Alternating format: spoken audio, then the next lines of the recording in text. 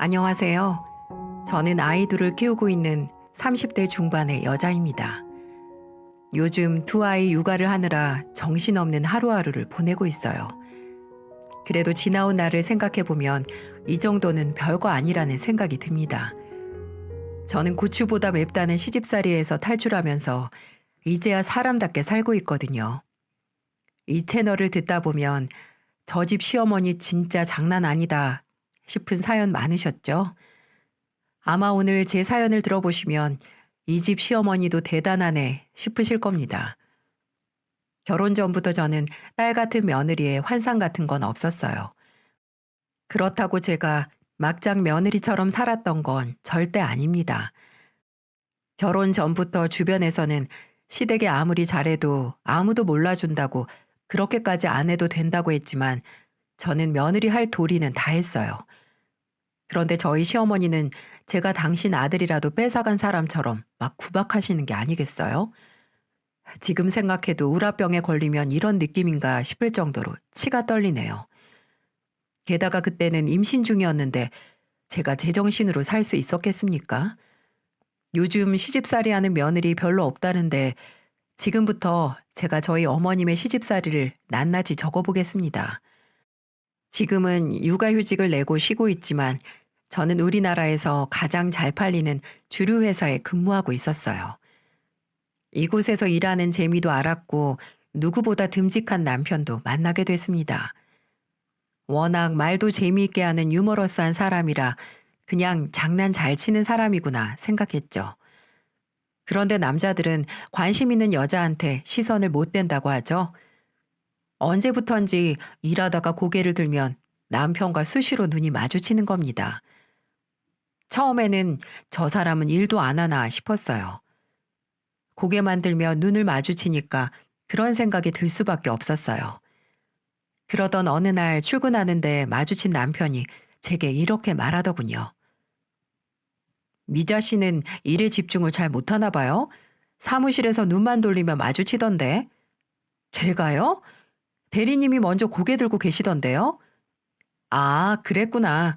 저는 미자 씨가 뭐 하고 있나 보려고 그랬던 건데. 저를요? 대리님 너무 의심이 많으신 거 아니에요? 관심이 많은 거죠.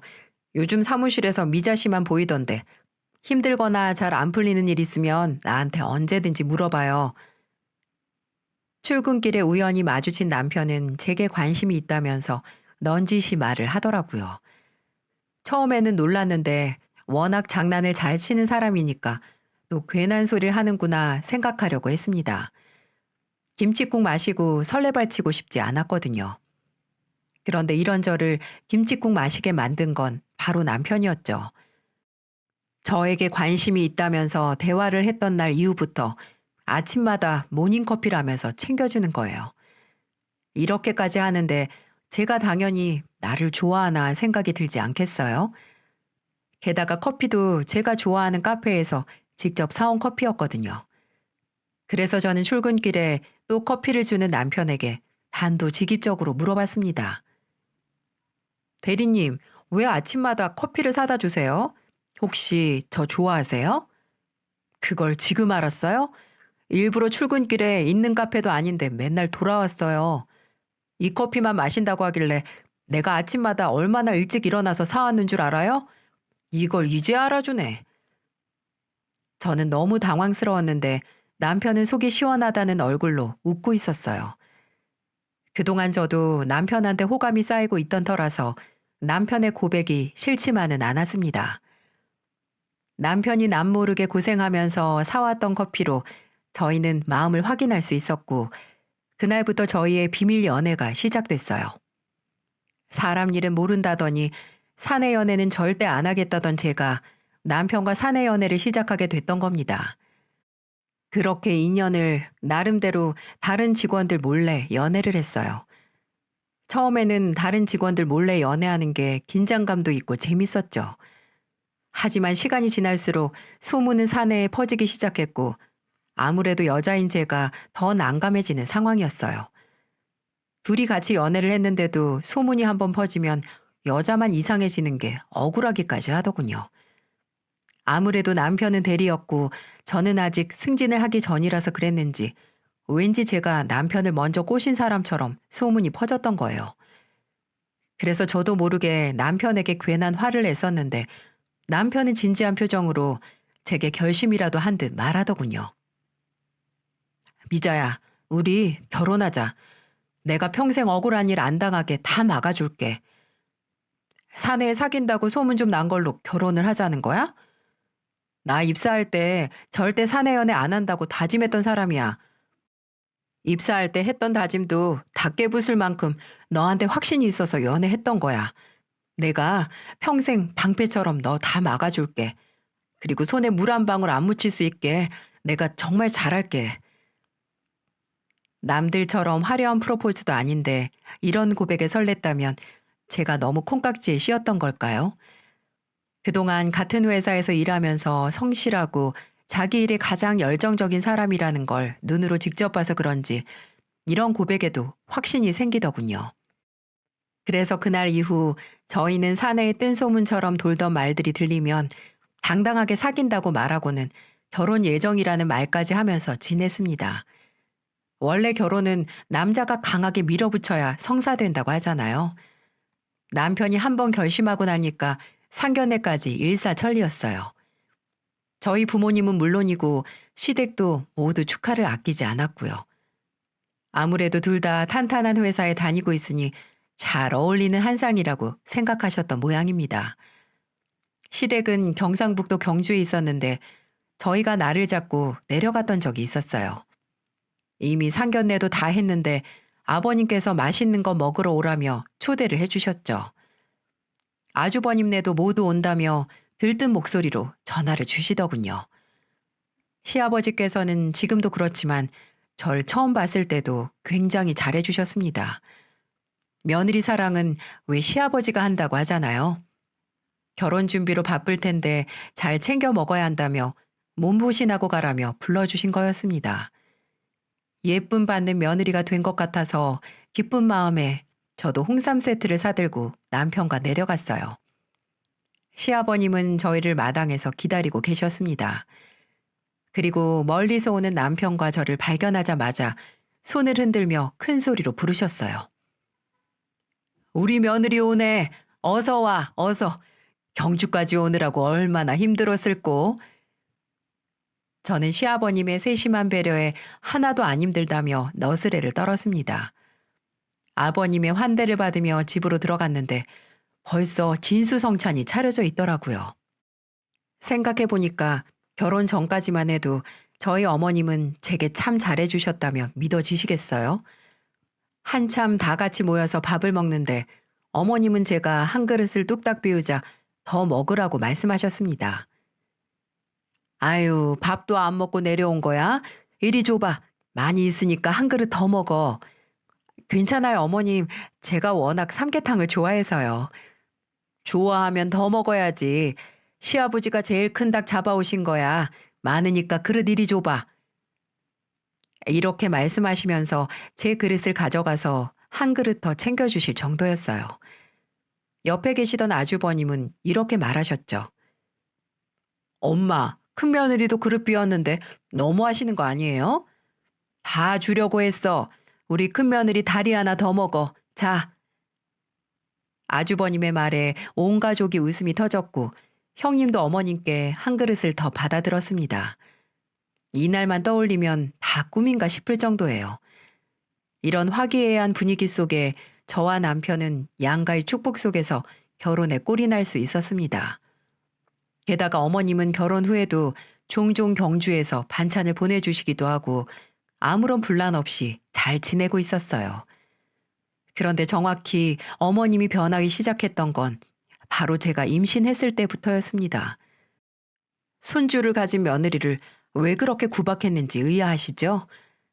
저는 첫째를 임신했을 때 조금 일찍 회사에 육아휴직을 제출하고 집에서 몸조리를 했어요.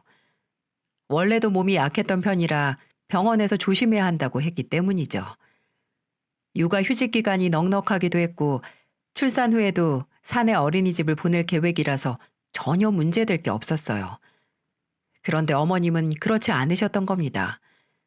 제가 육아휴직을 냈다는 소식을 양가에 알리고 난 뒤 집에서 있게 된 지 일주일쯤 지났을 때였죠. 어머님은 꼭두 새벽부터 제게 전화해서 이런 말을 하시더라고요. 너는 지금 일어났니? 출근하는 남편이랑 똑같이 일어나면 아침은 언제 차리려고 이제 일어나. 빨리 주방 가서 국부터 준비해라. 어머님, 저희 원래 아침 안 먹어요. 간단하게 빵 먹고 다녔어요. 그리고 회사 가면 아침도 다 주는데 뭐하러 집에서 먹어요. 집밥이랑 밖에서 먹는 거랑 같아? 이러니까 우리 영철이가 볼 때마다 말라있지. 얼른 아침상 차린 다음에 나한테 사진 찍어서 보내. 이렇게 말씀하시더니 전화를 끊는 게 아니겠어요? 너무 황당해서 남편에게 물었죠. 당신 원래 아침 먹는 사람이었어? 아니, 대학 다닐 때도 아침 잘 안 먹었는데. 왜? 왜 갑자기 당신 국까지 챙겨서 아침을 차리라고 그러셔? 아유, 신경 쓰지 마. 괜히 그러시는 걸 거야. 남편은 신경 쓰지 말라며 출근을 해버렸고, 그날도 간단하게 식빵을 먹고 나갔어요.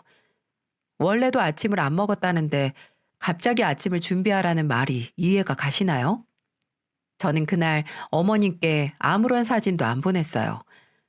차려 먹을 것도 없을 뿐더러 남편이 안 먹겠다는데 아침을 차릴 이유가 없었어요. 그런데 이건 어머님과 저의 전쟁을 알리는 시작에 불과했어요. 다음 날도 어머님은 꼭두 새벽에 전화해서 저한테 대뜸 화를 내시더라고요. 너 또 늦잠 자니? 어제는 사진도 안 보내더니만 어제 먹던 국 그대로 먹을 거야?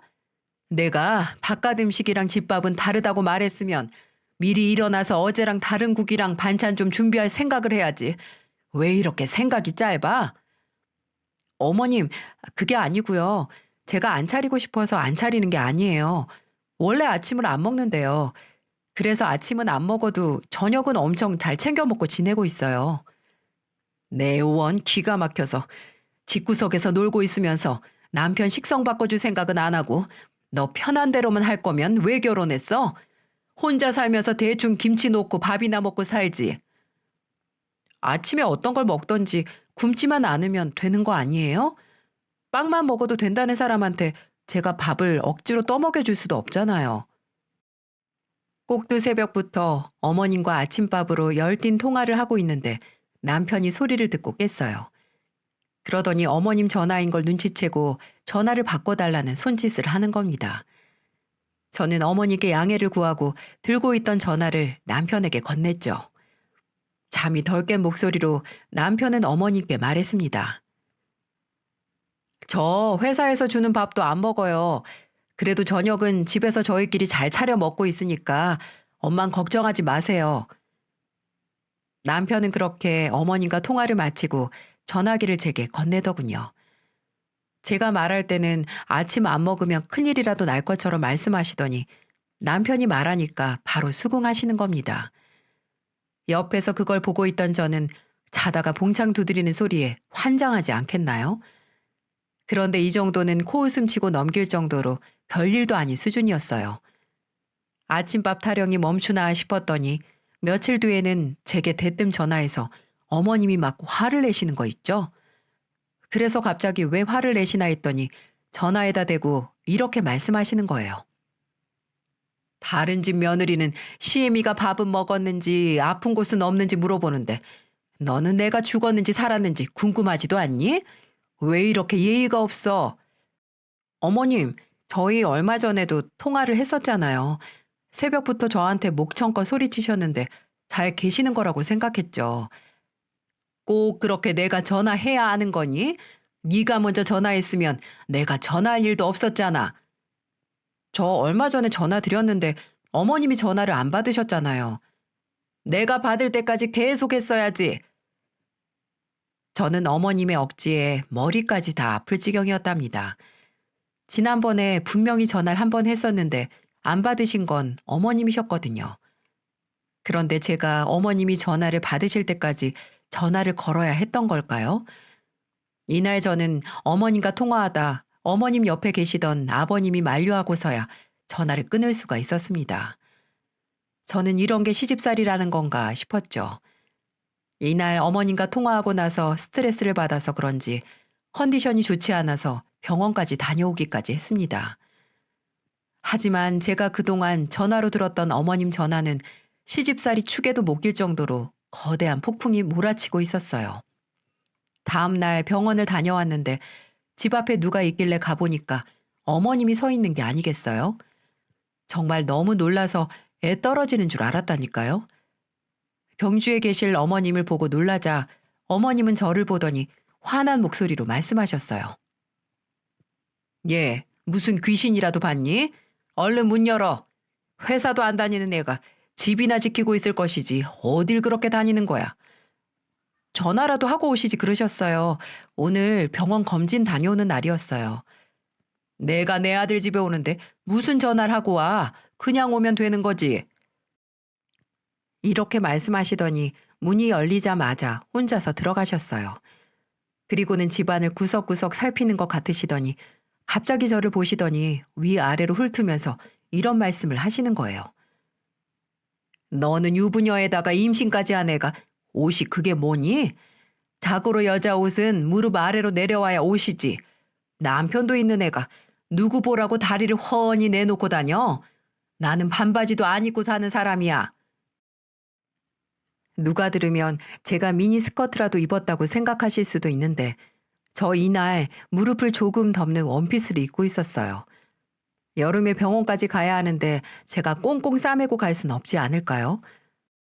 뭐 대단한 노출을 하고 간 것도 아닌데 어머님이 저렇게 말씀하시니까 서운하기까지 하더라고요. 결혼 전부터 그런 분이셨으면 어느 정도 감안을 했을 텐데 갑자기 변해버린 어머님의 모습에 저는 매번 당황스러울 수밖에 없었어요. 저는 어머님께 시원한 음료수를 꺼내드리며 말씀드렸죠. 어머님, 이거 인부복이에요. 제가 배가 많이 나온 것도 아니라서 이 정도는 괜찮아요. 보는 사람이 거슬린다는데 무슨 말이 그렇게 많아. 제가 인부복이라고 말씀드려도 어머님은 화가 난 목소리로 말씀하시더니 제가 드린 음료를 벌컥벌컥 들이키시더군요.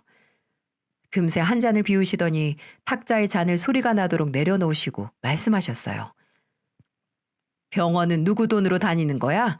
임신했다고 쉬면서 돈도 안 벌고 있는데 병원 너무 자주 가는 거 아니냐? 지금 우리 아들 혼자 뼈 빠지게 일하고 있으면 2번 갈 것도 1번만 갈 생각을 해야지.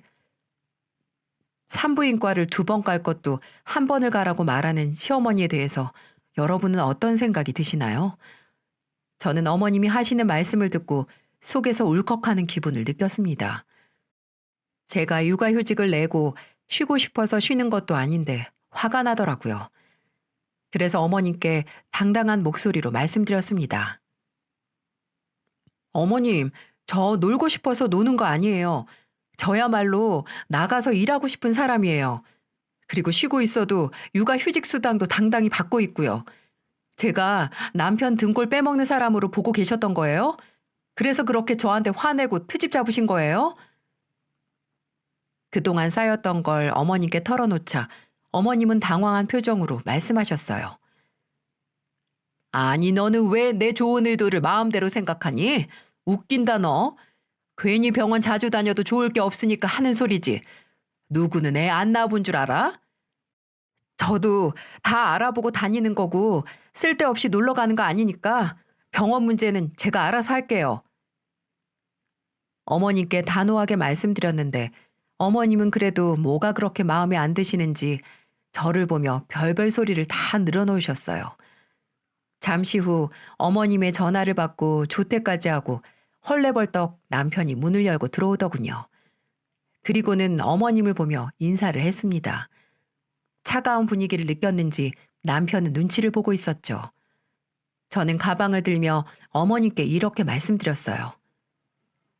오늘 친정 어머니랑 약속된 게 있어서 먼저 가보겠습니다. 너 지금 어딜 간다는 거야? 친정? 출가 외이니 무슨 친정애를 가? 남편도 저도 어머님의 발언에 경악을 금치 못했습니다. 그리고 남편은 어머님께 이렇게 말했어요. 친정이 근처인데 갈 수도 있지.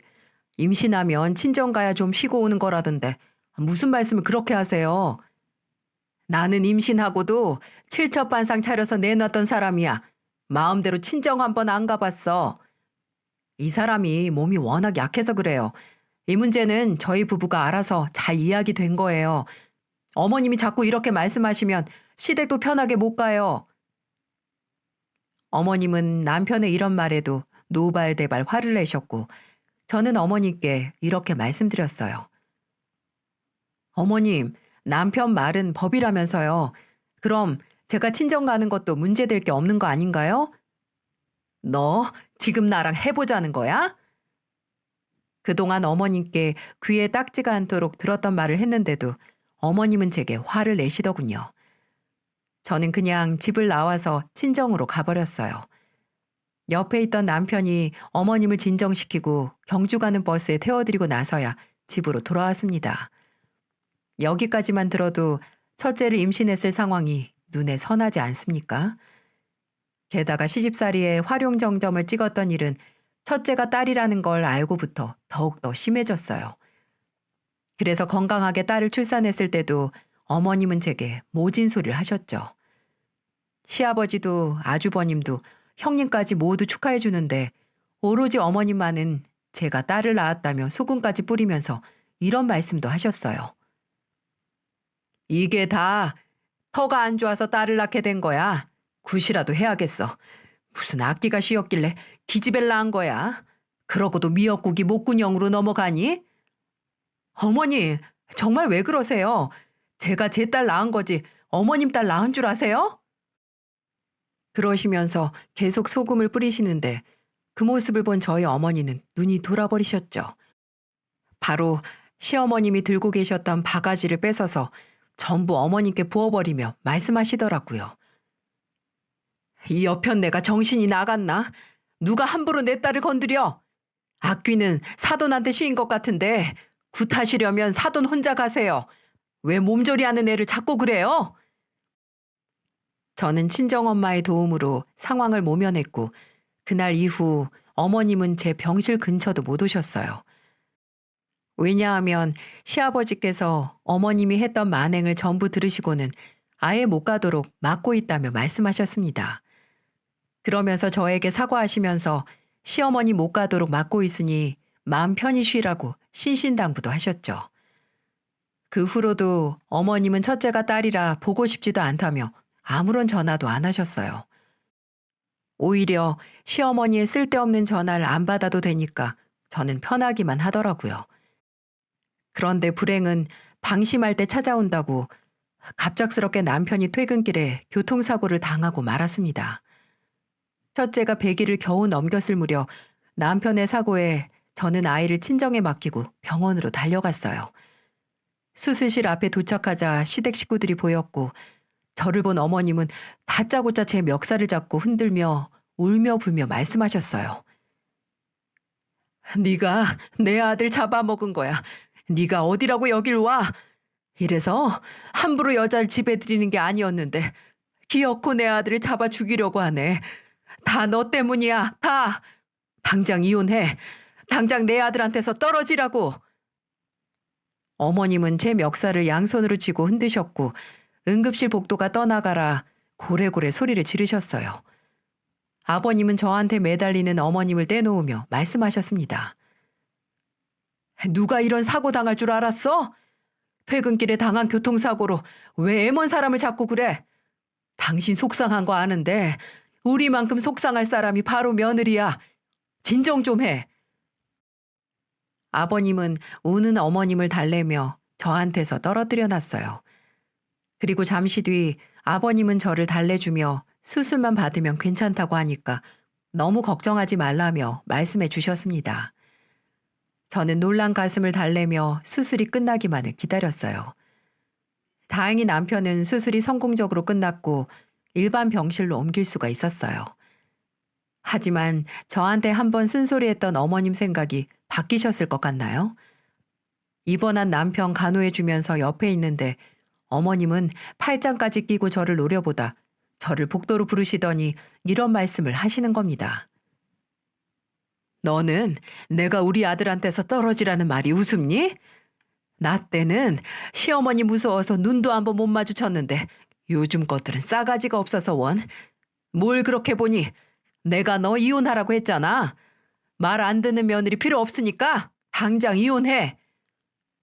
지금 아픈 사람 놔두고 그런 말씀이 나오세요? 그리고 제가 사고를 나게 만든 것도 아니고 그야말로 사고인데 저한테 이러신다고 남편이 금방 낫는 것도 아니잖아요. 얘 좀 봐라. 아주 눈을 똑바로 뜨고 말하네. 그래서 넌 아무 잘못도 없다는 거야? 그럼 내 잘못이냐? 교통사고에 누구 잘못을 어떻게 가려요? 잘못은 상대 차량에 있는 건데 자꾸 이러실 거면 병원 안 오셨으면 좋겠어요. 저는 결국 어머니께 병원에 오지 말라는 말까지 했고 어머님은 그야말로 잔뜩 화가 난 채로 저에게 삿대질을 하셨어요. 복도가 떠나가라 소리치는데 창피해서 자리를 뜨고 싶었습니다. 그때 화장실을 다녀온 아버님은 어머님을 보더니 이런 말까지 할 정도였어요. 아들 입원한 병원에서 이러고 싶어? 당신은 그냥 집에 가. 우리 경주 내려갈 테니까 며느리 혼자 고생 좀 해야겠다. 내가 도와주려고 했는데 이 사람 때문에 도무지 안 될 것 같다. 그렇게 아버님은 안 가겠다고 주저앉아버리는 어머님을 끌고 경주로 내려가셨답니다. 별로 힘들 것도 없었어요. 친정 어머니가 오셔서 도와주기도 하셨고 아이도 봐주시니까 오히려 저는 더 편하다는 생각까지 들 정도였죠. 정말 이렇게까지 해야 했을까 사연을 들으시면서도 놀랍지 않나요? 그런데 저희 어머님은 생각처럼 호락호락한 분이 아니십니다. 이것보다 어떤 더한 말을 할 수 있는지 궁금하시죠? 남편이 입원해 있는 동안 도와준 분은 친정 어머니였는데 어머님은 제게 전화해서 이런 말씀을 하시는 거예요. 우리 아들 무사히 낫게 해달라고 내가 절에서 얼마나 빌었는 줄 알아? 다 내 덕분에 사지 멀쩡하게 집으로 돌아온 줄 알아. 오늘 매달 50만 원씩 용돈 보내라. 또 시댁에 돈 좀 줬다고 친정에 쪼르르 가서 똑같이 돈 주는 짓 하지 말고 시댁이나 잘 챙겨. 남편이 퇴원하자마자 어머님이 제게 하신 말이라고 하면 믿어지시나요? 저는 너무 기가 막혀서 어머님께 이런 말까지 했습니다.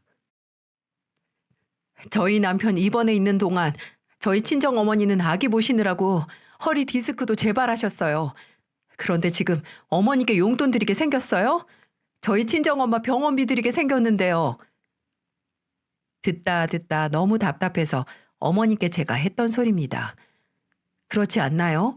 실제로 병원에서 도와준 분은 저희 어머니인데 절 좀 했다고 용돈을 달라니까 화가 났던 거예요. 게다가 아버님께 들어보니 어머님은 절 근처도 안 가셨고 맨날 점집을 드나드셨다고 전해주시는 겁니다. 정말 미치고 팔짝 뛰겠더군요. 왜 그동안 저보고 아들 잡아먹는다고 했는지 알 것 같았죠. 이 모든 걸 다 들었는데 제가 용돈을 드릴 수 있겠나요? 저는 단호하게 절대 못 드린다며 말씀드렸어요. 이때부터 저는 어머님이 무슨 말을 해도 한 귀로 듣고 흘리고 전화가 오면 일부러 안 받았습니다. 그랬더니 남편에게 며느리는 뭐하냐며 화를 내셨는데 남편은 알아서 중간에서 어머님을 말리고 있었어요. 이런 전쟁 같은 상황에서 애까지 보면서 버틸 수 있었던 건 시아버지와 남편 덕분이었습니다. 혼자서 마음고생도 참 많이 했어요. 세상에 어머님과 싸우고 싶은 며느리가 어디 있겠습니까? 매번 어머님과 부딪힐 때마다 마음이 안 좋았죠. 그런데 그때마다 아버님은 제게 따뜻한 문자를 남겨주셨어요. 우리 며느리 내가 더 신경 써줘야 하는데 미안하다. 그래도 항상 나는 우리 며느리 편이란다. 선물 같은 손녀딸과 씩씩하게 지내줘서 고맙다.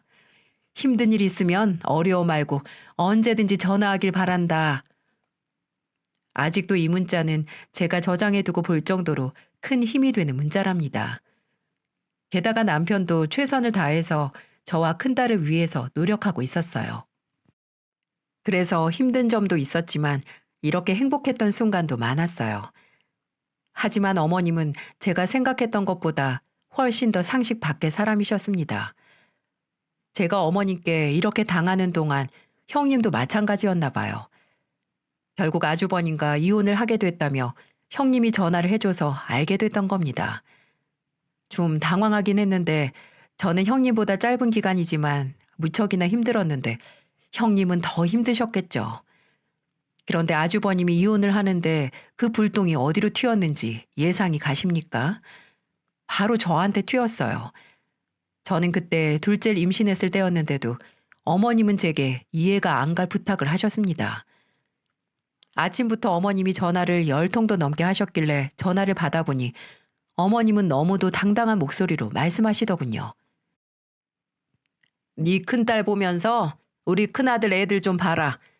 큰며느리라는 게 정신머리가 약해 빠져서 이혼이나 하고 시집을 왔으면 죽어도 시댁에서 죽어야지. 이혼은 무슨 이혼을 하겠다고. 아휴.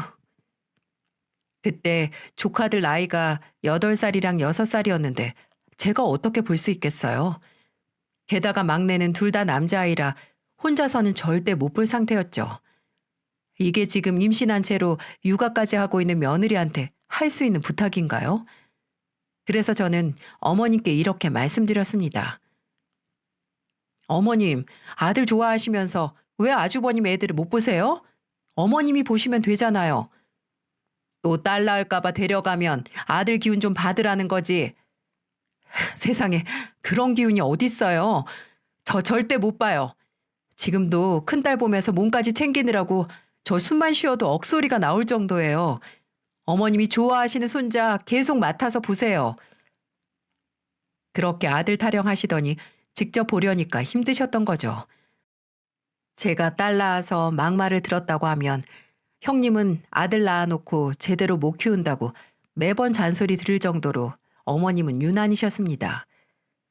입으로는 아낀다고 하면서도 직접 보기는 힘이 드셨겠죠. 그래도 어쩌겠어요. 어머님께서 자초한 일이라고 생각했어요.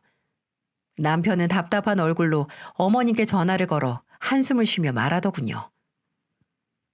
그렇게 손자 보고 싶다고 하루가 멀게 찾으시더니 직접 보니까 힘드시죠? 그러니까 형수님한테 왜 그러셨어요? 누가 봐도 아주버님 이혼의 가장 큰 원인은 어머님이셨거든요. 그날 이후 저는 육아 태교에만 집중했습니다. 또 무슨 소리를 할까 싶어서 아예 전화도 받지 않았죠. 저는 어머님의 이해할 수 없는 행동에 화가 나서 남편에게 말했어요. 어머님, 앞으로 한 번 더 이런 식으로 괴롭히시고 모욕 주시면 나 당신이랑 이혼할 거야. 당신이 중간에서 어머님 좀 말려봐. 남편도 스트레스 받는 건 알고 있었지만 저도 달리 방법이 없었어요. 그리고 시간은 흘러 임신 7개월쯤 됐을 때 어김없이 명절이 찾아왔어요. 몸도 무겁고 딸까지 데리고 가려니 여간 힘든 일이 아니었죠.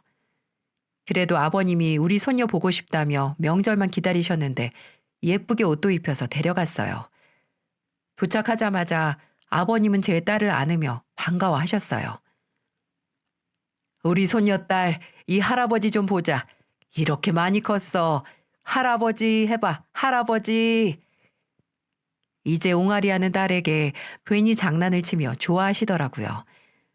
그동안 아버님께는 딸 사진도 보내드리곤 했는데 아버님은 직접 보니 더 즐거워하셨습니다. 아버님이 딸을 봐주는 동안 저는 어머님을 도와서 주방에서 분주하게 움직였어요. 제가 오기만을 기다리신 것처럼 어머님은 정말 아무것도 안 하고 계셨답니다. 그 흔한 나물 무침조차도 안 하시고 왜 이렇게 늦게 왔냐며 저를 부르셨죠. 얘가 왜 이렇게 굶더니 할 일이 태산인데 얼른 손 씻고 와라. 도착하자마자 오늘 정말 쉽지는 않겠다는 생각까지 들었답니다. 임신 7개월인 며느리를 얼마나 부려먹으려고 저러시나 소매까지 걷어올리나 싶더군요. 그날 천근만근인 몸으로 어머님과 겨우 음식 준비를 다 했더니 저한테 뭐라고 했는 줄 아세요? 아유, 겨우 다 했네. 저녁상 보면서 술상도 좀 봐. 하루 종일 기름 냄새 맡느라 식구들 속 느끼할 텐데 한 상 좀 차려와봐. 지금 속이 울렁거리는 사람은 전데 저보고 상까지 차리라는 거예요. 명절 음식도 겨우 만들었던 저는 어머님께 용기를 내서 이렇게 말했어요. 어머님, 저 몸도 안 좋고 속도 울렁거리는데 외식하면 안 될까요? 명절에 무슨 외식이야? 그러니까 평소에 좀 집에서 집밥 좀 하고 그랬어야지. 이렇게 쓸모가 없어서야 어디에 쓰나 몰라. 저는 어머님의 말에 반박할 기운도 없이 지쳐 있었어요. 그때 아버님은 주방으로 오시더니 이렇게 말씀하시는 겁니다. 저녁은 나랑 우리 둘째가 할 테니까 당신이랑 우리 며느리는 거실에서 좀 쉬어. 같이 고생했으면 당신만 쏙 빠져나가고 며느리 보고 상을 보라고 하면 어떡하나? 아버님은 이렇게 말씀하시더니 정말로 주방에서 저녁 준비를 하시더군요. 아버님이 움직이니 남편도 따라 움직였는데 어머님은 못마땅한 표정으로 아버님을 노려보듯 하셨어요. 저는 아버님 덕에 그날 저녁에 잠시 숨 좀 돌리고 저녁을 먹을 수 있었어요. 그런데 어머님은 저녁을 먹는 내내 뭐가 그렇게 마음에 안 드시는지 혼자서 술도 계속 따라 마시는 겁니다. 아버님이 아무리 말려도 소용없을 정도로 말이죠. 아버님과 남편도 술 한 잔씩 하면서 이런저런 이야기를 나누고 있었는데 술을 안 마신 제가 뒷정리를 좀 해야겠다 싶어서 주방으로 갔어요. 그런데 남편이 저를 뒤따라서 주방으로 따라오더군요. 그리고는 저 대신 싱크대 앞에 서면서 이렇게 말했습니다. 당신 오늘 고생 많았는데 설거지는 내가 할게. 가서 눈 좀 붙여. 정말? 아, 안 그래도 나 허리가 끊어지는 줄 알았어. 진짜 고마워. 저는 남편의 배려에 고맙다고 말하고 빈 그릇을 싱크대로 옮겨주고 있었어요. 그리고 남편이 설거지를 시작했죠. 그리고 한숨 돌리려는데 갑자기 뒤에서 누군가 제 머리채를 확 잡는 게 아니겠어요? 너무 놀라서 소리를 질렀고 뒤를 보니 어머님이 양손으로 제 머리채를 잡고 흔들며 말했습니다. 감히 내 귀한 아들 손에 물 묻히게 만들어? 내가 얼마나 금이야 오기야 키웠는데 이 시애미를 무시하더니 내가 그동안 딱 알아봤어.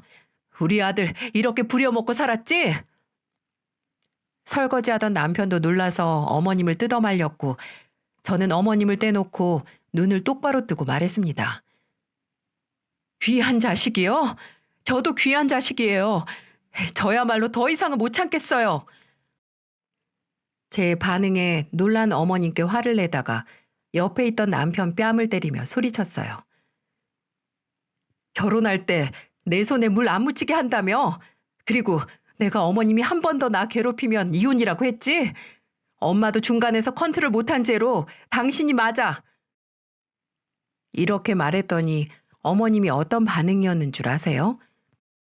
감히 어딜 손대냐며 노발대발 하는데 아버님까지 달려와서 말릴 정도로 개판이었답니다. 그래도 그렇지 임신 7개월 며느리 머리채를 잡는 시어머니가 세상에 또 어디 있겠습니까? 저는 소문으로도 들어본 적이 없는 상황을 당하고 나니까 억울하더라고요. 그래서 남편을 세워놓고 어머님 앞에서 단호한 태도로 말했죠. 여기서 선택해. 나랑 이혼하고 평생 안 보고 살래? 아니면 어머님이랑 인연을 끊을래? 네가 지금 천륜을 끊겠다는 거냐? 내 아들이 왜 너랑 살겠어? 이렇게 시어머니를 막대하는데 너랑 살고 싶겠니? 아들, 얼른 말해봐. 당장 이혼하겠다고 해. 어머님은 뭐가 그렇게 당당한지 남편에게 대답을 강요하시더군요. 남편은 망설임 없이 대답했습니다. 엄마, 정말 형도 부족해서 나까지 이혼하길 바래? 내가 왜 엄마 때문에 이혼을 해야 돼? 나 내 자식들 두고 못 살아. 그러니까 엄마가 이해 좀 해. 남편은 그렇게 방으로 가서 짐을 싸기 시작했고 어머님은 예상대로 울부짖으며 화를 내셨어요. 아버님이 말리는데도 역부족이었는지 손에 잡히는 대로 뭘 던지기까지 하셨습니다. 저는 아랑곳하지 않고 딸을 안아들고 남편과 함께 시댁을 나왔어요. 다시 집으로 돌아가는 길에 아버님께 전화가 왔는데 아버님은 저를 안심시키며 말씀하시더군요. 내가 우리 며느리 볼 면목이 없다. 네 선택도 나는 다 이해한다. 마음이 풀릴 때까지 시댁 근처는 오지도 마. 그리고 내가 책임지고 네 시어머니 버릇 고쳐놓으마. 이런 모습 보여서 미안하다. 아니에요. 아버님이 이렇게 이해해 주시는 것만으로도 전 감사드려요. 아버님과 통화를 마친 후 남편도 제게 미안하다며 사과를 하더군요. 저는 바로 어머님의 전화번호를 차단했습니다. 그리고 정말 시댁 근처에는 얼씬도 안 했죠. 그랬더니 상황이 완전히 역전되고 말았답니다. 제가 집안 행사에도 안 갔더니 혼자서 고생 좀 하신 것 같았어요. 왜냐하면 집안의 여자라고는 시어머니 혼자라서 엄청 고생할 게 눈에 선했습니다. 어머님이 자기 몸 힘드니까 그제야 저를 찾으시는 게 아니겠어요? 무려 사과까지 하면서 말이에요. 제가 전화를 안 받으니까 남편을 통해서 전화해서는 저 좀 바꿔달라며 사정을 하는 겁니다. 저는 싫다고 했는데 남편이 스피커폰으로 켜놔서 듣게 됐죠. 제발 우리 둘째 며느리한테 내가 진짜 반성하고 있다고 말 좀 전해줘. 혹시 전화 듣고 있니? 예, 내가 정말 너한테 못할 짓 했어. 손이 닳도록 사과하는데 다음 행사 때는 좀 와주면 안 될까? 너무 황당해서 저는 대답도 안 하고 끊어버렸어요. 이게 사과로 들리시나요? 제가 듣기에는 적당히 하고 내려와서 일이나 하라는 소리로 들렸습니다. 그래도 저렇게까지 하시는데 제가 그냥 있을 수 있겠어요? 얼마 전에 또 집안 행사로 다 모이는 것 같길래 바카스 보내드리면서 말씀드렸어요. 어머님, 혼자서 오늘도 고생하실 텐데 바카스 드시면서 열심히 일하세요. 혼자서 그 음식 다 하려면 아마 고생 좀 하셨을 거예요. 그러니까 며느리 있을 때는 못 잡아 먹어서 안달이시더니 막상 없으니 힘이 드셨을 겁니다. 얼마 전에는 시아버지께서 어머님 사진까지 보내주셨더라고요. 사진을 보니 어머님이 땡볕에서 밭일을 하고 계시는 모습이었어요. 얼굴은 잔뜩 찡그리고 계셨는데 딱 봐도 고생 좀 했다 싶었죠. 아버님은 제게 전화로 이렇게 말해주셨어요. 내가 요즘 마누라 개과천선 교육 중인데 성격 제대로 바뀌면 전화할 테니까 그때 내려와. 아직은 아니야. 나중에 내가 와도 된다고 하면 그때 오려무나. 이런 시아버지 덕분에 제가 그 모진 시집살이 견뎠구나 싶었답니다. 여기까지가 제 고추보다 매웠던 시집살이 이야기예요. 들어보니 정말 놀랍지 않으신가요? 지금은 둘째도 건강하게 낳고 재미나게 키우고 있어요. 옛말에 자식 낳아서 키워봐야 부모 사랑을 안다고들 하죠. 저는 자식을 둘이나 낳고 키우는데도 어머님의 자식 사랑은 도무지 이해가 안 가네요. 아마 제 아이들이 다 클 때까지도 모를 것 같다는 생각이 듭니다. 제 긴 사연 들어주시면서 공감해 주셔서 감사드려요. 부디 모든 가정에 아무런 분란 없이 평안하시길 바라겠습니다.